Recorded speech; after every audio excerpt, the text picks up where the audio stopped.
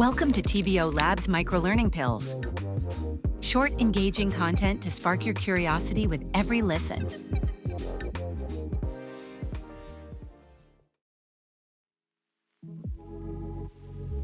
Have you ever stopped to wonder why we do the things we do? Every cultural tradition, no matter how unusual it might seem to an outsider, has a deeply rooted reason behind it.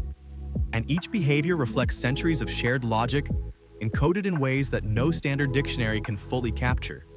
Cultural customs and traditions are far more than just social rituals. Think of them as invisible operating systems or frameworks that determine how trust is built, how disagreement is expressed, and how meaning is conveyed. When these frameworks collide without anyone noticing, communication breaks down completely. This happens every day in international negotiations, global marketing, and translated content. To understand why, let's take a look at Edward Hall's research on cross-cultural communication. He drew a line between two fundamentally different communication styles. On the one hand, there are high-context cultures, found in places like Japan, Korea, and Arab countries. These societies rely heavily on implication, shared history, and what goes unsaid. On the other hand, low-context cultures are found in countries like Germany, Finland, and the United States. These societies expect meaning to be explicit, clear, and direct. Of course, neither style is superior, but major problems can occur when one framework meets another without either side realizing it. Today, we'll explore how these patterns connect different societies across several core areas. Let's start with hospitality, which is where unspoken rules are strongest and where outsiders stumble most frequently. In Japan, for instance, there is a practice called omotenashi, a form of anticipatory hospitality in which a host serves a guest's needs before they are even expressed. The host has already considered what you might need, prepared for it, and delivered it without drawing any attention to the gesture. Rooted in a long tradition of collective attentiveness, omotenashi places quiet care above visible effort, shaping how client relationships are managed with deep respect. Now, let's look at Arab cultures. Here, offering tea or coffee to a guest is not a casual question. It is an opening act of trust and social generosity. Refusing the offer, even politely, can register as a personal rejection of the host rather than a simple preference. This tradition is rooted in ancient Bedouin hospitality codes, in which welcoming a stranger was an ethical duty and a practical necessity for desert survival.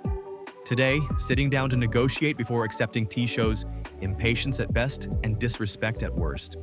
Let's shift our focus to two of the most powerful communication patterns in global collaboration that don't involve words at all.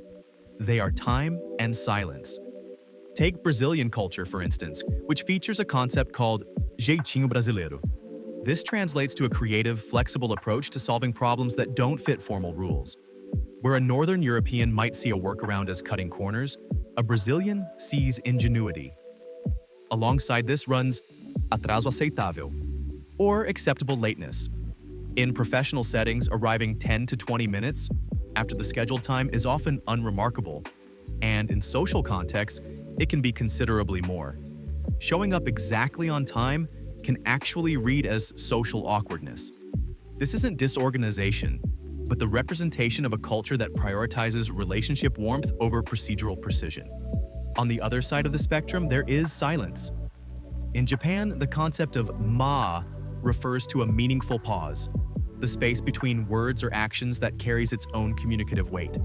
While a Japanese professional who pauses noticeably before responding is thinking carefully and showing respect for the question, Western communicators often rush to fill that silence, inadvertently conveying impatience. Similarly, Finnish communication culture prizes understatement and reserves speech for when there is something genuinely worth saying. In a Finnish meeting, prolonged silence is perfectly acceptable because it signals active thought. Filling it with small talk is entirely unnecessary. Cultural practices around luck, symbols, and gestures operate deeply below the surface of language. In Chinese, Japanese, and Korean cultures, the number 4 is widely treated as unlucky because the word for four sounds very similar to the word for death. Because of this, many buildings skip the 4th floor entirely, and phone numbers, product prices, and listings actively avoid sequences containing the number 4. Moving to Turkey, you will find the Nazar Bonku, a blue glass eye amulet representing protection against the evil eye, the harm believed to come from envy or malicious attention. These amulets hang in homes, offices, and vehicles. Receiving one as a gift is a gesture of genuine care, not just a casual decorative motif. Finally, how a culture handles disagreement reveals a great deal about its core values. In German professional culture, direct criticism is a form of respect. Telling a colleague plainly that an idea doesn't work shows you take the work seriously, whereas diplomatic qualifiers can come across as evasive or condescending. However, this bluntness is frequently misread by relationship-first cultures as aggression.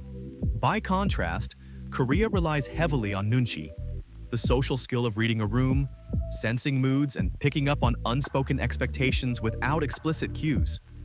Having good nunchi is a major social virtue, meaning what is left unsaid carries just as much weight as what is spoken. All of these examples share a common thread. They carry meaning that doesn't exist in a literal translation.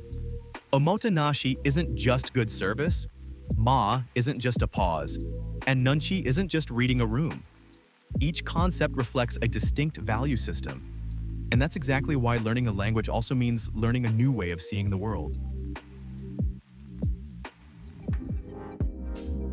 Thanks for joining us. We look forward to having you back for the next dose of our micro-learning pills.